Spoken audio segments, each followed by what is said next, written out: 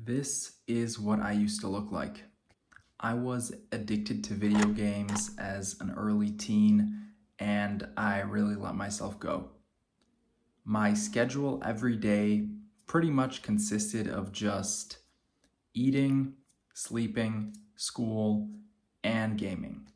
That was until some of my friends convinced me to join the football team when I went to high school. I thought it might be fun. I knew it would be hard, but I had no idea what I was in for. At the beginning, training wasn't so bad. I was starting to get used to lifting weights. I was starting to get used to running and practicing drills and learning new routes. I actually kind of liked it from the beginning, but there was one thing I really hated. At the end of every practice, we did sprints, down and back, every single day. And I was always competing for that last place spot. I was always one of the slowest 3 runners on the team. Even though I wasn't that big or that heavy, I was always one of the slowest. There were lots of guys that were bigger and heavier than me that would always be faster than me, and it made me so mad. I was so ashamed. I was disappointed in myself for how far I'd let myself slip. And I wish I could say that that was when I really started to improve, but it didn't get better. After a year and a half, I quit the football team, and then I just gained weight and I got even slower.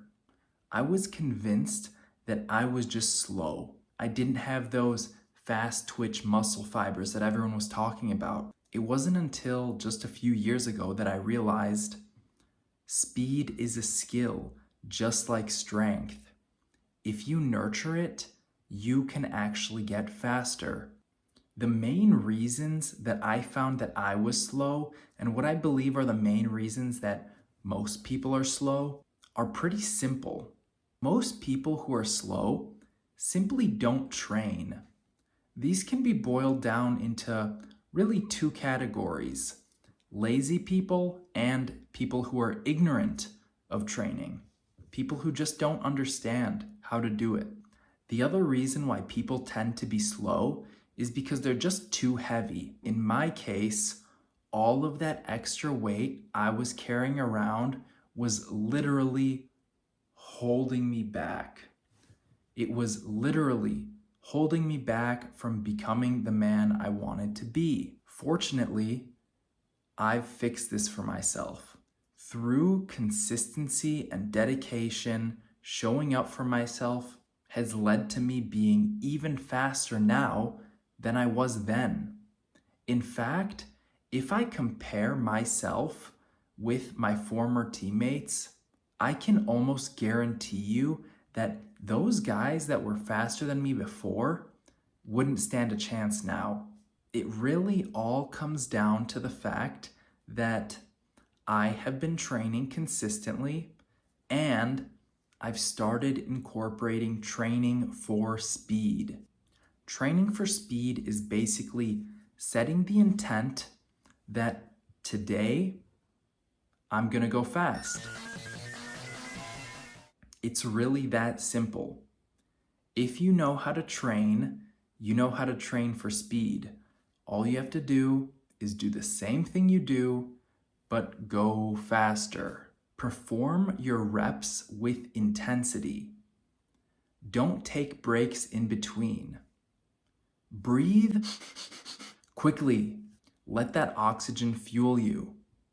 And I can assure you that you will get faster with time. It's really simple, but I won't say it's easy. There are a few ways that you can approach this.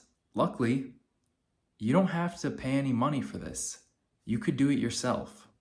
Just like you can train for free, you could do calisthenics pretty much anywhere. You can also train for speed pretty much anywhere. If you know how to train, you have the capability of getting faster already. You just have to incorporate this simple philosophy. You just have to incorporate the simple belief that you are going to get faster and then train for it. I know you can do it because I did it. At the beginning, it was hard. I didn't know what to do. I didn't know how to do it. And I definitely didn't think about doing it faster. In fact, my greatest gains in speed happened in just the past 2 years.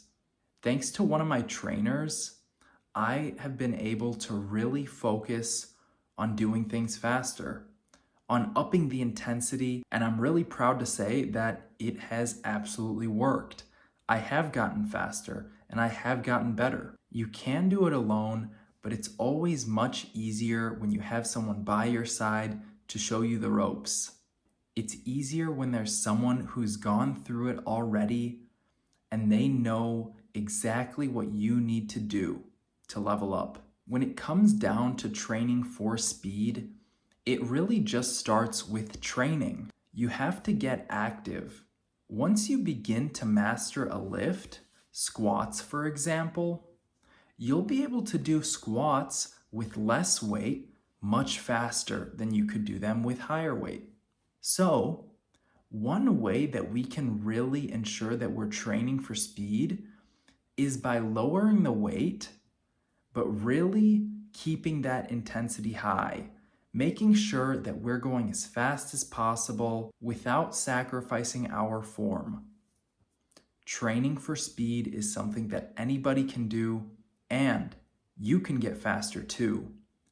All you have to do is set forward that intention that I'm gonna do this quickly. I'm not gonna waste time.